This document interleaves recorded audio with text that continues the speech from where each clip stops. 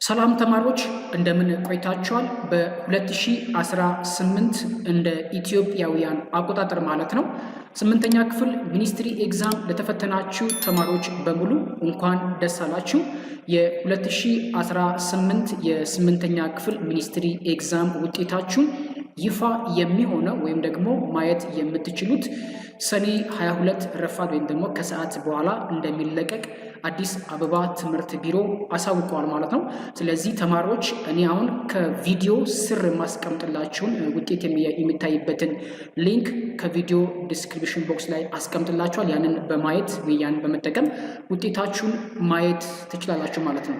በዚህ ምሳሌ መሰረት በ2018 ወደ 9ኛ ክፍል የገቡ ተማሪዎች በአጠቃላይ እዚህ ጋር እንደምናየው 95.85% የሚሆኑ ተማሪዎች ወደ 9ኛ ክፍል አልፈዋል ማለት ነው።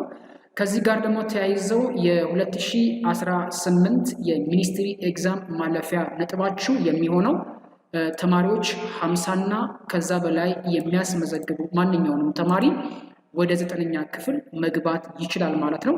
ስለዚህ ማለፊያ ነጥቡ 50 እና ከ50 በላይ የሚያመጣ ተማሪ ማለፍ ይችላል ማለት ነው።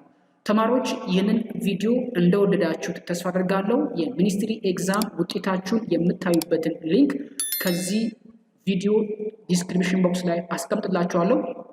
ያንን ሊንክ በመጠቀም ውጤታችሁን ማየት ትችላላችሁ። በቀጣይ ደግሞ በሌላ ቪዲዮ እንገናኛለን። ለቤቱም አዲስ ከሆናችሁ ሰብስክራይብ ማድረጋችሁ እንዳይቀር። ሁላችሁም በያላችሁበት ስፍራ ላይ መልካሙን ውጤት እመኝላችኋለሁ።